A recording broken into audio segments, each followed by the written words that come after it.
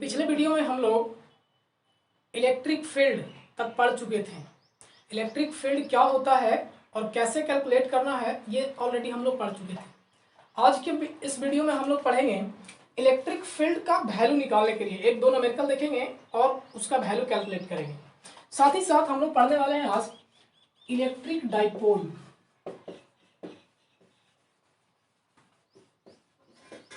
और electric dipole moment, ये क्या होता है और कैसे इसको हम लोग कैलकुलेट करेंगे, इस चीज को हम लोग देखेंगे। साथ ही साथ जो इलेक्ट्रिक फील्ड का न्यूमेरिकल कैलकुलेट करेंगे, इलेक्ट्रिक फील्ड के लिए इलेक्ट्रिक फील्ड का जो वैल्यू हम लोग कैलकुलेट करेंगे, इस इलेक्ट्रिक डाइपोल के लिए इलेक्ट्रिक फील्ड का वैल्यू क्या होता है, इस चीज को भी हम लोग कैलकुलेट करने वाले हैं। लाइक और शेयर ठोक दीजिए, महाकाल का लाइक और शेयर ठोक दीजिए। सबसे पहले एक दो एग्जांपल लिखते हैं। चलिए देखिए, यहाँ पे हमने एक ट्राइंगल बनाया है और ये ट्राइंगल में इस पॉइंट, एक पॉइंट है P और यहाँ पे एक चार्ज है Q और यहाँ पे एक चार्ज है Q1 और Q2। इसका वैल्यू आप रख लीजिए 5 माइक्रोकूलम। ये पॉजिटिव चार्ज है और ये भी पॉजिटिव चार्ज है। इस जगह पे वैल्यू 10 माइक्रोकूलम रख लेते हैं और ये अगर इक्विलेटरल ट्राइंगल है तो 5 सेंटीमीटर इसका हमने क्या मान लिया है कि डिस्टेंस होगा सारी, यानी यहाँ पे भी डिस्टेंस 5 सेंटीमीटर है, इन दोनों के बीच में भी 5 सेंटीमीटर डिस्टेंस है और यहाँ पे भी जो डिस्टेंस है वो कितना है, 5 सेंटीमीटर है। अब हमको इस पॉइंट पे क्या कैलकुलेट करना है, इलेक्ट्रिक फील्ड कैलकुलेट करते हैं। इसके लिए देखिए, इसके वजह से जो इलेक्ट्रिक फील्ड बनेगा वो किस डायरेक्शन में होगा, जरा बताइए। हमने पिछले क्लास में आप लोगों को बताया था कि इलेक्ट्रिक फील्ड जो होता है वो इलेक्ट्रिक फ्लक्स के द्वारा दिखाता है। वो जिस पॉइंट पे है उस पॉइंट के अलावा ही वो क्या करता है, फोर्स लगाता है। यानी इस पॉइंट अगर कर दे तो A और ये B हो गया, यानी Q2 की वजह से जो फील्ड बनेगा, और चूंकि ये पॉजिटिव चार्ज है तो फील्ड कैसा होगा, आउटवर्ड होगा। यानी Q2 की वजह से जो फील्ड बनेगा वो किस डायरेक्शन में होगा, कुछ इस तरीके से होगा। और Q1 की वजह से जो फील्ड बनेगा वो किधर होगा, कुछ इस डायरेक्शन में होगा। यानी P पॉइंट पे दो फील्ड बन रहे हैं, एक Q1 की वजह से और एक Q2 की वजह से। अब इन दोनों का रिजल्टेंट कैसा होगा, क्योंकि हम लोग जानते हैं कि जो इलेक्ट्रिक फील्ड है वो वेक्टर क्वांटिटी है, तो वेक्टर क्वांटिटी है तो इन दोनों का फिर हम लोग रिजल्टेंट निकाल लेंगे।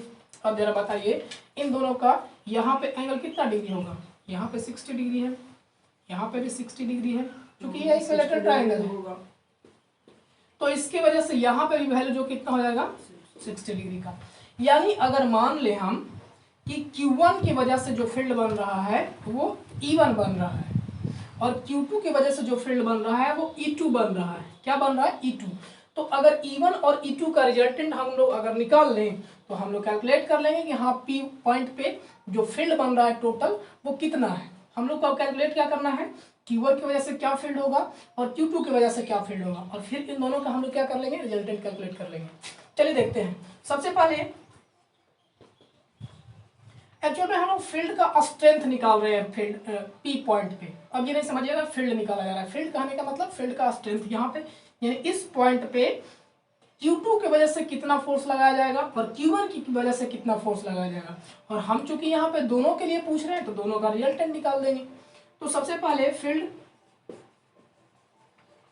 स्ट्रेंथ ड्यू टू Q1 की वजह से हम लोग फील्ड का स्ट्रेंथ निकालते हैं। तो बताइए कि हमने फॉर्मूला क्या बताया था, हमने फॉर्मूला बताया था आपको, इस चीज को भी मिटाते हैं। इसके बाद हम लोग पढ़ेंगे इलेक्ट्रिक डाइपोल और इलेक्ट्रिक डाइपोल मोमेंट। यानी Q1 की वजह से जो फील्ड बन रहा है उसका हम लोग नाम दिया है E1। और बताइए E का वैल्यू कितना होगा, E का वैल्यू हम लोग जानते हैं K Q1, यानी जो भी होता है Q और R स्क्वायर, जहाँ पे K क्या होता है, 9 × 10 की पावर 10, वो वैल्यू है कांस्टेंट का वैल्यू, जिसका वैल्यू 1/4πε भी रख सकते हैं। हम लोग इसका वैल्यू अभी नहीं रख रहे हैं, लास्ट में रख देंगे। यानी K का वैल्यू को हम अभी K में ही रहने देते हैं। Q कितना है, Q का वैल्यू बताइए, Q1 का वैल्यू, चूंकि यहाँ पे Q1 है इसलिए हम E1 के लिए Q1 का वैल्यू निकाल रहे हैं। यानी Q1 की वजह से E1 फील्ड बना है तो इसलिए हमने वैल्यू क्या रखा, Q1 रखा। Q1 का वैल्यू कितना है, 5 माइक्रोकूलम है, रखिए वैल्यू K का K और 5 × 10⁻⁶। By r square. आर का वैल्यू कितना है, आर यानी डिस्टेंस, जिस पॉइंट के क्रॉस निकाल रहे हैं, जिस पॉइंट पे निकाल रहे हैं और जितना डिस्टेंस है जो चार्ज है, इन दोनों के बीच का डिस्टेंस कितना है 5 सेंटीमीटर। क्योंकि ये पूरा का पूरा ट्राइंगल है जो इक्विलेटरल है, इसलिए यहाँ पे 5 तो यहाँ भी 5 और यहाँ भी 5, यानी 5 सेंटीमीटर को अगर मीटर में करेंगे 10⁻⁻², ये 100 से भागा देंगे और उसका स्क्वायर, तो इसका जो भी वैल्यू आएगा वो हम लोग निकालते हैं, यानी 10⁻⁴ हो जाएगा, 10 यानी 5 से 5 गया के, यानी 10⁻⁻², यानी इलेक्ट्रिक फील्ड का वैल्यू बचा। इलेक्ट्रिक फील्ड का वैल्यू क्या हो जाएगा जरा बताइए, फोर्स बाय क्या होता था, चार्ज होता था, न्यूटन पर कूलम हो जाएगा इसका वैल्यू। यानी अभी हमने वैल्यू किसका निकाला है, सिर्फ और सिर्फ E1 का वैल्यू निकाला है। अब हम लोग निकालते हैं E2 का वैल्यू निकालते हैं। E2 यानी Q2 की वजह से कितना फील्ड का स्ट्रेंथ यहाँ पे बन रहा है। Now field due to Q2 कितना है E2 इज इक्वल टू कितना हो जाएगा, फिर से हम लोग वैल्यू रखेंगे के। अब चार्ज कौन सा है Q2 by r square, Q2 का वैल्यू कितना है 10 माइक्रोकूलम, रख दीजिए वैल्यू के का k into 10⁻⁻6, sorry 10 into 10⁻⁻6 by r का वैल्यू कितना स्क्वायर। इसको काट करके अगर हम लोग निकालते हैं, चूंकि 2 टाइम्स से डायरेक्टली हम वैल्यू रख दे रहे हैं, 5 से 2 बार में कट जाएगा और 2 यानी 10⁻⁻2 के, इतना वैल्यू आया किसका E2 का वैल्यू आया। अब E1 का वैल्यू निकल गया है, E2 का वैल्यू निकल गया है, तो दोनों का रिजल्टेंट निकाल लेंगे। दोनों के बीच का एंगल भी हम लोग को पता है। ध्यान रखिए अभी यहाँ पे जो दोनों फोर्स है, जो दोनों चार्ज है वो पॉजिटिव है, इसीलिए फील्ड किस डायरेक्शन में लगा रहा है आउटवर्ड, यानी इस पॉइंट के से उस डायरेक्शन में है। लेकिन जरा बताइए यहाँ पे निगेटिव होता तब क्या होता, निगेटिव होता तो ये इधर डायरेक्शन में लगता, निगेटिव वाले को हम लोग आगे देखेंगे, फिलहाल ये पॉजिटिव है, यानी दोनों की वजह से आउटवर्ड लग रहा था। हमने E1 और E2 का वैल्यू निकाल लिया है, अब इन दोनों का रिजल्टेंट निकालना है। E1 का वैल्यू हमको मिल गया है k इंटू 10⁻⁻2 न्यूटन पर कूलम, और E2 का वैल्यू कितना मिलेगा k 2 इंटू 10⁻⁻2 न्यूटन पर कूलम। आगे इसको हम लोग निकालते हैं, कैलकुलेट करते हैं इसका वैल्यू। तो जरा आप लोग दिमाग लगाइए कि इसका जो वैल्यू होगा वो वैल्यू, इसका जो रिजल्टेंट होगा वो किस डायरेक्शन में जाएगा। देखिए तो आप ऐसे समझिए, एक बॉडी है, यहाँ पे एक बॉडी है, यहाँ चलिए ये बॉडी है, ये बॉडी है, इसको दो आदमी दो तरीके से खींचा जा रहा है। ये बॉडी है, एक इधर खींचा जा रहा है, एक इधर खींचा जा रहा है, यानी यहाँ पे एक पॉइंट है, सपोज कीजिए कोई पॉइंट होता है, इस पॉइंट पे फोर्स लगा रहा है, एक फोर्स किधर लग रहा है इस डायरेक्शन में लग रहा है और एक फोर्स इस डायरेक्शन में। तो जरा आप दिमाग लगाइए कि इसका रिजल्टेंट जो होगा वो किधर होगा, रिजल्टेंट किधर होगा, कुछ इस तरीके से इसका रिजल्टेंट होगा, यानी ई का वैल्यू होगा, और उसी चीज को हमको निकालना है। तो ई बराबर क्या होगा, रिजल्टेंट बराबर क्या हम लोग जानते हैं, वेक्टर का जो समेशन होता है वो कैसे होता है, E1 का स्क्वायर प्लस E2 का square plus 2 E1 E2 cos theta. रख देते हैं इसमें वैल्यू, इस फिगर को हम मिटाते हैं और इसमें वैल्यू को रखते हैं। चलिए रखिए वैल्यू इसमें, E1 का वैल्यू कितना आया है k इंटू 10⁻⁻2, k इंटू 10⁻⁻2 का स्क्वायर प्लस E2 का वैल्यू 2 इंटू 2k इंटू 10⁻⁻2 का स्क्वायर। आप इसको नोट कीजिएगा,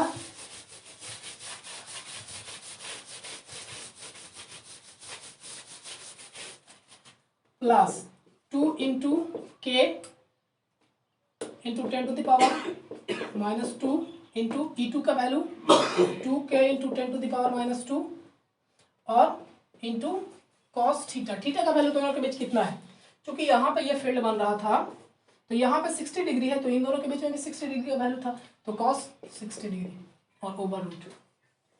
अब इसका वैल्यू कैलकुलेट कर रहा है, तो जरा बताइए, इसको हम एक बार और आगे बढ़ा देते हैं, ये हो जाएगा k स्क्वायर, देखिए यहाँ पे भी है और यहाँ पे भी होगा k इंटू के, तो k को हम डायरेक्टली बाहर कर दे रहे हैं, स्क्वायर था स्क्वायर रूट है, यहाँ पे k पे स्क्वायर है और यहाँ पे स्क्वायर रूट है, तो k सिर्फ बाहर होगा।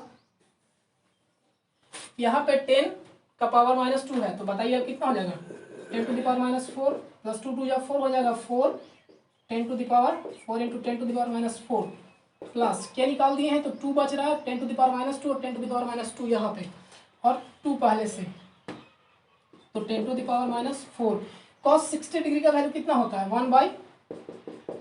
1/2।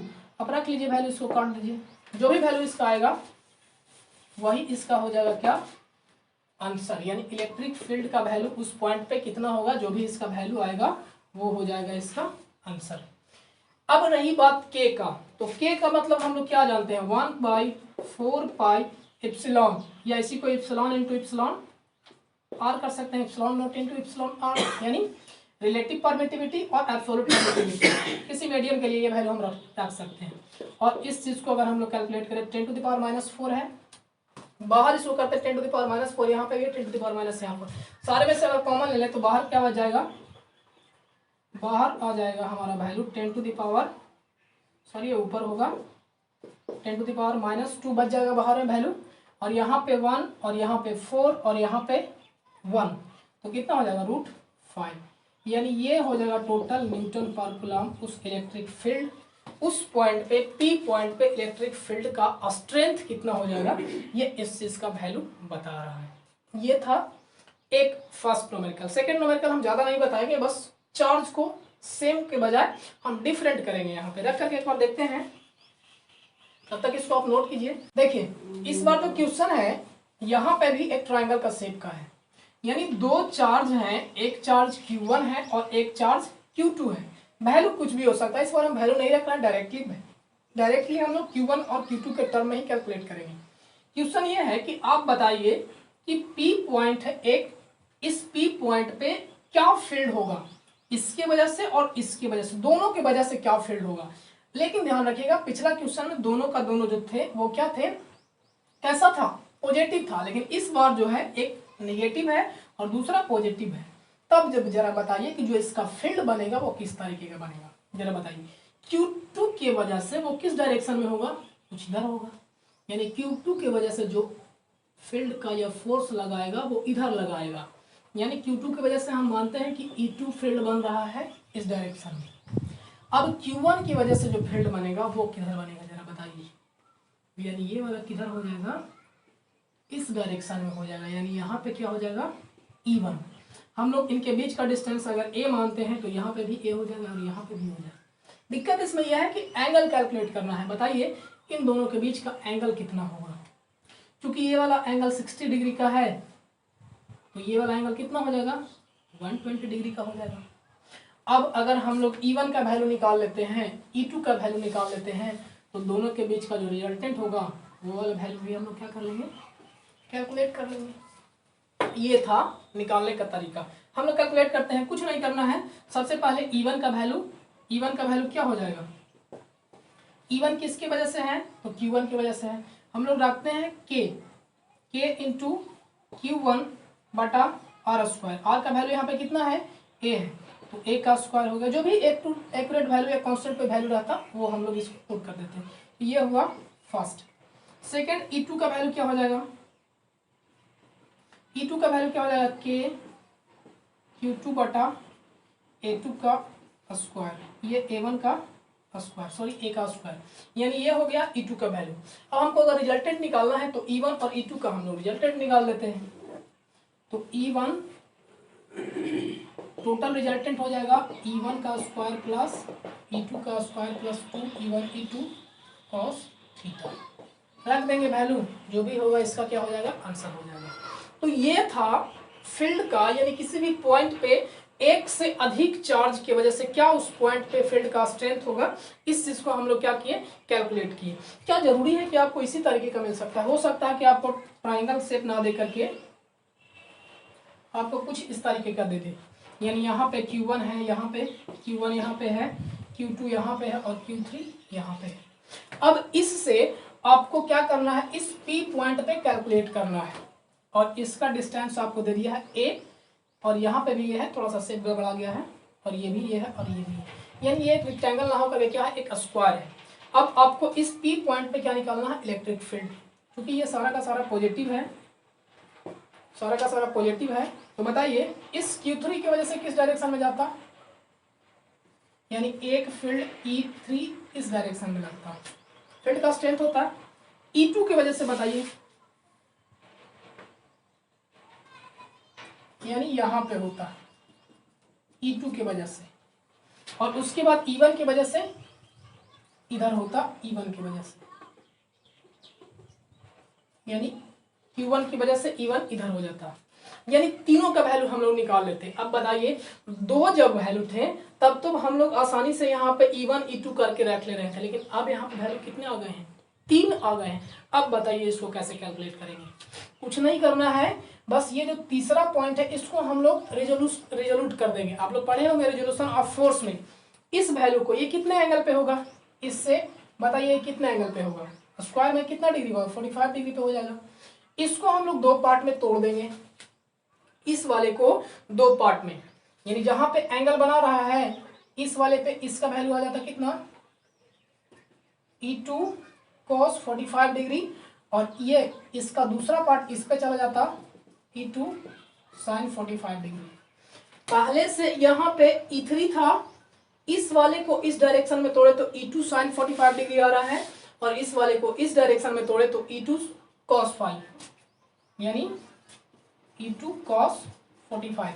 पहले से E1 था और इस वाले को तोड़े तो E2 cos 45।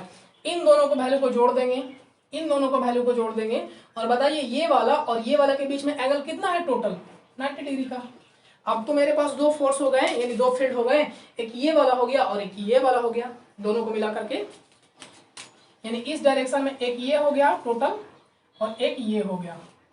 इन दोनों को जोड़ देंगे तो दो हमको फील्ड मिल गया। अब दोनों को फिर से इसी तरीके से हम लोग निकाल लेंगे। अब आपको ये वाला वैल्यू रखने का भी जरूरी नहीं है, क्यों? क्योंकि ये दोनों तो क्या है, परपेंडिकुलर है, 90 डिग्री का है। cos 90 डिग्री का वैल्यू 0 हो जाएगा तो ये वाला पूरा का पूरा पार्ट 0 हो जाएगा। तो डायरेक्टली हमको E1 का स्क्वायर और E2 का स्क्वायर के जगह पे इन दोनों का स्क्वायर और इन दोनों का स्क्वायर रख करके क्या निकाल लेना है? वैल्यू निकाल लेना है। फिर से एक टर्म आता है कि यहाँ पे चेंज करते तब क्या होता, चेंज करते तब क्या, तब यहाँ पे ये फील्ड का डायरेक्शन किधर हो जाता? इस डायरेक्शन में हो जाता। तो इस तरीके से आप लोग इसको सोल्व कीजिए, न्यूमेरिकल जो है वो बनाइए। नहीं बनता है इस तरीके का क्वेश्चन तो आप मेरे से पूछ सकते हैं। यहाँ पे फील्ड निकालने के लिए इस वीडियो में फील्ड निकालने के लिए यहीं तक। इसके बाद हम लोग पढ़ते हैं इलेक्ट्रिक डाइपोल और इलेक्ट्रिक डाइपोल मोमेंट। चलिए देखिए इलेक्ट्रिक डाइपोल क्या होता है। जैसा कि आपको नाम से दिख रहा है इलेक्ट्रिक डाइपोल, डाई मतलब क्या? मोनो, डाई, ट्राई, बड़े ना, डाई मतलब दो, यानी दो पोल का डाइपोल। जैसा कि आपको नाम दिख रहा है उसी से हम लोग समझेंगे डाइपोल, यानी कपल ऑफ टू चार्ज। लेकिन कैसा? टू जो चार्ज होंगे इक्वल और अपोजिट होंगे, क्वांटिटी में इक्वल होंगे, यानी एक ए पॉइंट है और एक बी पॉइंट है। इन दोनों चार्ज, यहाँ पे अगर Q1 चार्ज है और यहाँ पे एक Q1 चार्ज है, इसको Q1 और Q2 मान लेते हैं, तो ये हो जाएगा नेगेटिव और ये हो जाएगा पॉजिटिव। तो इन दोनों के कंबाइंड फॉर्म को हम लोग क्या बोलेंगे? इलेक्ट्रिक डाइपोल बोलेंगे। क्या बोलेंगे? Electric dipole.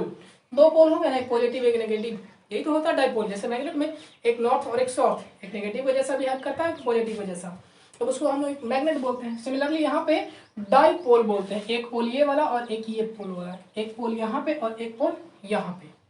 कंडीशन इसके लिए क्या है? कंडीशन कि दोनों का जो पोल का जो वैल्यू होगा वो इक्वल होगा, यानी Q1 is equal to Q2 होने चाहिए, या सिंपली हम बोल देते हैं कि Q1 दोनों के जगह पे वैल्यू क्या है? Q है। लेकिन इनका जो चार्ज होना चाहिए वो कैसा होना चाहिए? अपोजिट होना चाहिए, क्वांटिटी इक्वल और चार्ज अपोजिट होना चाहिए। तब इन दोनों के कपल को हम लोग क्या बोलते हैं? क्या बोलते हैं? इलेक्ट्रिक डाइपोल बोलते हैं। साथ ही साथ ये जो आपको डिस्टेंस दिख रहा है इन दोनों के बीच में बहुत ही कम होता है, माइक्रोमीटर में एक मतलब एकदम कम डिस्टेंस होता है इन दोनों के बीच। ये था electric dipole. Electric dipole moment क्या होता है थोड़ा समझिए। इन दोनों के बीच के पॉइंट को हम लोग बोलते हैं सेंटर ऑफ डाइपोल। क्या बोलते हैं? सेंटर ऑफ डाइपोल, इन दोनों के बीच के पॉइंट को। तो यहाँ पे हम लोग मानते हैं सेंटर से इधर वाले का बीच का डिस्टेंस a है और इधर वाले बीच का डिस्टेंस a है। क्या है? a है। तो बताइए दोनों के बीच का डिस्टेंस क्या हो जाएगा? 2a हो जाएगा। क्या हो जाएगा? 2। ऐसा हम इसलिए बोल रहे हैं 2a की जो वैल्यू बुक में दिया हुआ रहता है वो 2a ही के टर्म में दिया हुआ रहता है। एक यहाँ पे a और एक यहाँ पे। आप चाहें तो इस वैल्यू को पूरा का पूरा x मान ले, y मान ले, z मान सकते हैं। फिर से एक बार, इलेक्ट्रिक डाइपोल क्या है? तो couple of two equal and opposite charge is called electric dipole. Electric dipole moment क्या होता है? तो इलेक्ट्रिक डाइपोल मोमेंट होता है product of charge into distance between them. क्या होता है? इलेक्ट्रिक डाइपोल मोमेंट बोलते हैं। इसको डिनोट करते हैं P से। किससे? P से डिनोट करते हैं। और P बराबर होता है 2a, दोनों के बीच का डिस्टेंस कितना है? 2a into charge. चार्ज का वैल्यू कितना है? q। यानी यही होता है electric dipole moment, product of charge and distance between them. इन दोनों के बीच के चार्ज और उनके बीच के डिस्टेंस के प्रोडक्ट को हम लोग क्या बोलते हैं? इलेक्ट्रिक डाइपोल मोमेंट बोलते हैं। ये एक वेक्टर क्वांटिटी है। क्या है? Vector quantity. इलेक्ट्रिक डाइपोल का जो डायरेक्शन होता है, डायरेक्शन ध्यान रखिएगा ऑब्जेक्टिव पे, ये ज्यादा एग्जाम के व्यू से या सिलेबस में इंक्लूड नहीं है, लेकिन एग्जाम के पर्सपेक्टिव से बहुत ही इंपॉर्टेंट है, क्योंकि इसका आपको पूछ देगा ये कौन सा क्वांटिटी है, साथ ही साथ डायरेक्शन।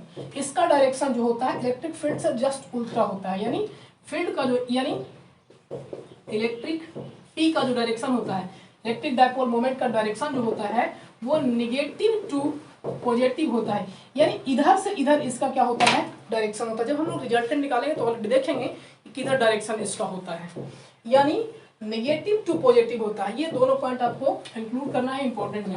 वेक्टर क्वांटिटी होता है और नेगेटिव टू पॉजिटिव होता है। आगे हम अभी इलेक्ट्रिक फील्ड डायरेक्टली जो हम लोग निकालने के लिए कैलकुलेट किया, ट्राइंगल में किए। ट्राइंगल में किया कि यहाँ से यहाँ था चार्ज और फिर यहाँ पे बताइए। सेम यहाँ पे दो चार्ज आपको दिख रहे हैं, एक Q1 चार्ज यहाँ पे है और एक Q2 चार्ज यहाँ पे है। इसके वजह से क्या फील्ड होगा, तब P का जो वैल्यू होगा वो कितना होगा, इस चीज को हम लोग कैलकुलेट करेंगे। यानी इलेक्ट्रिक डाइपोल की वजह से इसके एक्सिस के अलावा क्या फील्ड होगा, फील्ड का स्ट्रेंथ क्या होगा, और एक इसके परपेंडिकुलर, यानी इलेक्ट्रिक डाइपोल के परपेंडिकुलर अगर किसी पॉइंट को लेते हैं तो उस जगह पे फील्ड का वैल्यू क्या होगा, इस चीज को हमको क्या करना है, कैलकुलेट करना है। कैलकुलेट इसलिए करना है कि आपसे डायरेक्ट पूछ दिया जाएगा कि इलेक्ट्रिक फील्ड का कैलकुलेट कीजिए, बताइए जब वो पॉइंट क्या हो, एक्सिस के अराउंड वो एक पी पॉइंट है, इस पी पॉइंट पे बताइए वैल्यू क्या होगा। डायरेक्टली कुछ नहीं, ऑब्जेक्टिव में आपसे वैल्यू पूछ देगा कि कितना वैल्यू होगा, इसी चीज को हम लोग कैलकुलेट करेंगे इस पी पॉइंट पे। और एक आपको दे देगा perpendicular to the dipole centre of dipole. इस पी पॉइंट पे आपको इलेक्ट्रिक फील्ड का वैल्यू को क्या करना है, कैलकुलेट करना है और बताना है कि यहाँ पे क्या होगा, यहाँ पे क्या होगा। यहाँ पे दोनों के बीच का डिस्टेंस दे दिया हुआ है ए, दोनों के बीच यहाँ पे डिस्टेंस 2a है। हम लोग मानेंगे कि इस पॉइंट से डिस्टेंस कितना है, x है। चलिए देखिए इसका फिगर हम दूसरा बनाते हैं। और ये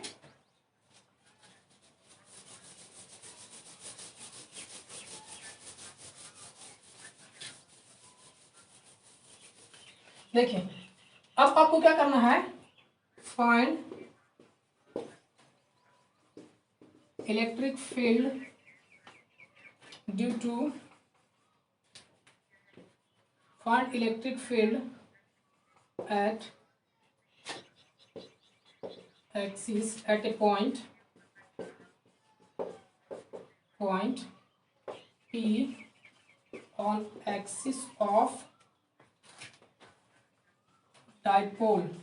पहला क्वेश्चन आपसे ये है कि क्या करना है, इलेक्ट्रिक फील्ड फाइंड करना है। कहाँ पे इलेक्ट्रिक फील्ड फाइंड करना है, एक पॉइंट है P पे on the axis of dipole. Dipole क्या होता है अभी बताएं कि दो पॉजिटिव और नेगेटिव, यानी दो डिफरेंट चार्ज वाले चार्ज के कपल्ड फॉर्म को, दोनों के मिले हुए फॉर्म को हम लोग बोलते हैं डाइपोल, जिसमें ये वाला A है और ये वाला ये है। इसी के एक्सिस पे क्या है, एक पॉइंट P है। क्या है, पॉइंट P है। कितने डिस्टेंस पे, अगर यहां से डिस्टेंस निकाला जाए तो x डिस्टेंस पे है। तब पूछ रहा है कि इस P पॉइंट पे आप कैलकुलेट कीजिए कि E का वैल्यू क्या होगा, यानी इलेक्ट्रिक फील्ड का वैल्यू क्या होगा। पहला क्वेश्चन ये है। दूसरा क्वेश्चन, यहां से हम P को ऑन द एक्सिस को हटा करके हम क्या कर देंगे, perpendicular on at a point P perpendicular perpendicular to the centre of dipole. दूसरा पॉइंट कहाँ है, डाइपोल के सेंटर पे है। Find the electric field at a point P perpendicular to the centre of dipole. Dipole पे हमको क्या करना है, कैलकुलेट करना है। चलिए देखिए, एक हमने बना दिया यहाँ पे Q1 चार्ज Q है और एक यहाँ पे है Q2। इन दोनों के बीच का डिस्टेंस है A और A, यानी ये वैल्यू है। और आपको इसके सेंटर पे क्या है, परपेंडिकुलर क्या है, एक पॉइंट P है। इस जगह पे आपको क्या करना है, फील्ड के वैल्यू को कैलकुलेट करके बताना है। ये वाला ये है और ये जो डिस्टेंस है वो x है। तो दोनों के लिए आप अपने से कैलकुलेट करके आइएगा। हम अगले वीडियो में इसका वैल्यू निकाल करके बताएंगे। इसी में बता देते हैं, लेकिन वीडियो ज़्यादा लंबा हो जाएगा, डाटा की वजह से प्रॉब्लम होगा। इसलिए आप इन दोनों क्वेश्चन को ट्राई कीजिएगा, बनाइएगा। नहीं तो हम अगले वीडियो में बनाएंगे। जो बनाइएगा वो कमेंट करके इसका आंसर बता सकते हैं। और बाकी आप लोग पढ़ते रहिए। एग्जाम के लिए टेंशन नहीं लेना है, सिलेबस हर हाल में ख़त्म किया जाएगा। तो ध्यान थोड़ा सा देख करके पढ़िए। अभी सिचुएशन आप लोग समझ ही रहे हैं कैसा है, और बाकी देखते रहिए। मिलेंगे अगले वीडियो में। धन्यवाद। लाइक और शेयर ठोक दीजिए, महाकाल का दबा के लाइक और शेयर ठोक दीजिए।